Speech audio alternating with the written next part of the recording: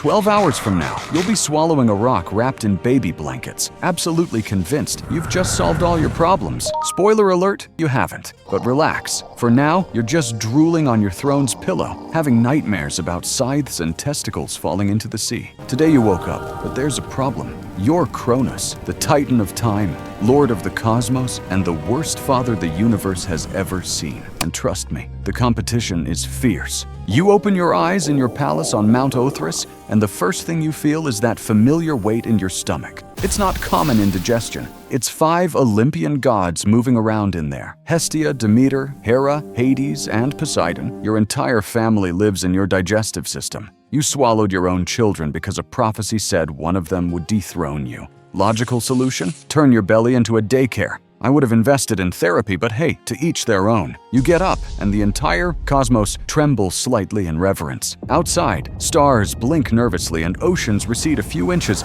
just because you woke up in a bad mood. You are the supreme ruler of everything that exists. The problem is that being supreme doesn't eliminate anxiety. Actually, it just makes it worse. The more power you have, the more you have to lose. And you know exactly what losing everything feels like because you took everything from your own father. Oh yeah, let's talk about Uranus, your dad. The guy you castrated with a scythe while he was distracted. His testicles fell into the sea, and Aphrodite was born, which means, technically, you're responsible for the existence of love and beauty through an act of genital mutilation. Greek mythology is a beautiful thing. You walk to a polished bronze basin and look at your reflection. Golden eyes, skin that looks like living marble, a beard that would make any modern hipster cry with envy. You are the image of absolute power, but those bags under your eyes weren't there 1,000 years ago. The stress of ruling the universe while digesting your offspring is taking its toll. You walk to the throne room and find Rhea, your wife and sister. Yes, she's both. Don't look at me like that. Your family literally has 12 members, and they're all children of the same parents. Options were limited. Rhea has that expression. You know this expression. It's the same expression she had before Hestia, and Demeter, and Hera, and Hades, and Poseidon. Rhea is pregnant. Again. Your stomach, already packed with 5 gods, ties itself in a knot. Another child means another threat, another mouth to swallow. You look at Rhea, and she looks at you with a mixture of hope and despair. She still believes this time will be different. I admire her optimism. It's completely unfounded, but I admire it. How long have you known? You ask. 2 moons. I wanted to be sure. 2 whole moons she's been carrying this secret, praying you'd react differently. You won't react differently. You both know it. You nod and head to your duties. Rhea stays behind, one hand on her belly, already planning something you should have noticed. But paranoia does that. It blinds you to real threats while you fight ghosts. The morning is dedicated to audiences with other titans. Oceanus shows up to complain that the rivers are polluted with divine ichor. Apparently, when you swallowed Poseidon, some drops of golden blood fell into the Mediterranean. And now fish are being born with 3 eyes. You say you'll fix it. You won't fix it. Hyperion wants to know why the sun is taking longer to rise. The answer is that Helios is having an existential crisis. After watching you swallow your 5th child, you say you'll talk to him. You won't. Iapetus complains about his sons. Atlas thinks holding up the sky is too much work. Prometheus is having ideas about giving fire to mortals. You listen with half an ear because your mind is in Tartarus. That's where you threw your father after castrating him.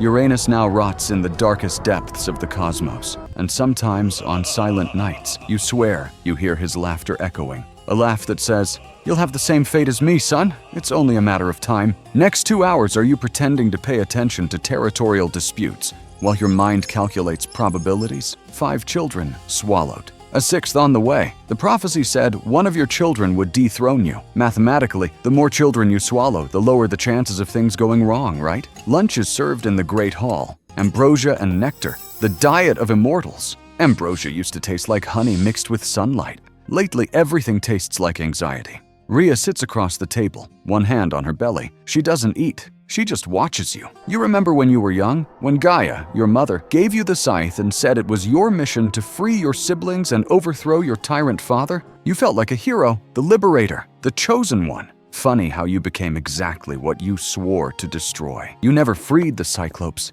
never released the Hecatoncheires. You replaced one tyrant with another and called it progress. This is where you keep the curse that won't let you sleep.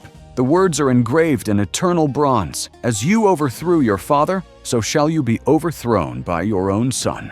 You read these words every day, as if rereading them would change something. The words never change, neither does your fear. The afternoon drags on. You try to govern, but every decision seems smaller against the storm in your head. A son will dethrone you? Which one? Hestia is too gentle. Demeter only cares about plants. Hera is ambitious, but she's stuck in your stomach. Hades is gloomy, also stuck. Poseidon is temperamental. Guess what? Also stuck. So who's left? The baby that hasn't been born yet. The unknown variable.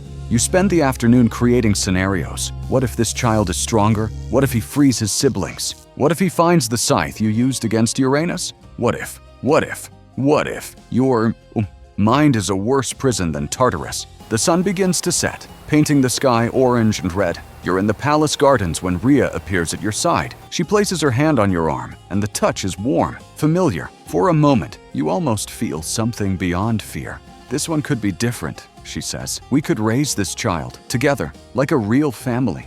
You look at her, at the eyes that have already seen you swallow 5 children, at the irrational hope still shining inside them. And for 1 second, a single second, you consider it. What if you simply didn't swallow this one? What if you broke the cycle? What if you were better than your father? The second passes. Fear returns. When it's born, you say, "Bring it to me." Something in her gaze changes. A light goes out and another, colder one takes its place. But you're too busy with your paranoia to notice. This is going to be an important mistake. File that away.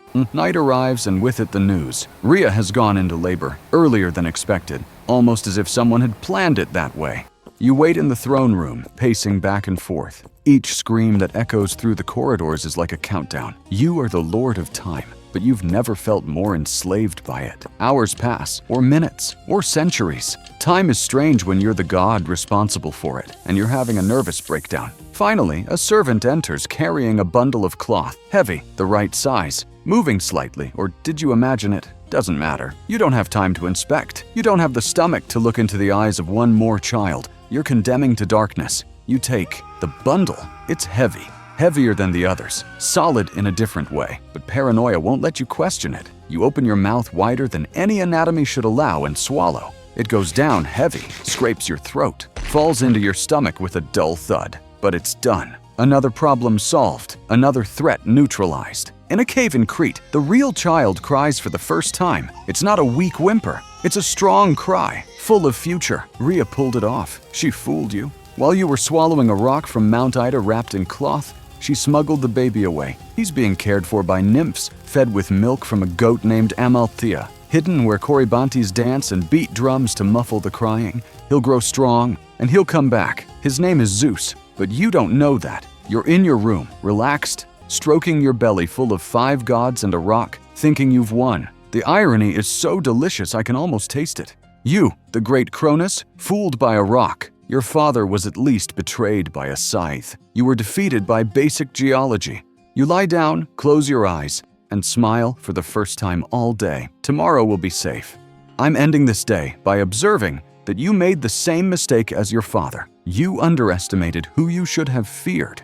Uranus underestimated you. You underestimated Zeus. One day, Zeus will underestimate his own children. It's a cycle, almost poetic, if poetry were written in tragedy and hubris. Sleep well, Cronus. The rock in your stomach will stay nice and quiet. It won't dethrone you, because it's a rock. But in Crete, a baby is growing, and he has plans. In a few years, you'll discover that destiny is very hard to digest, and tomorrow it all starts over again. Ew.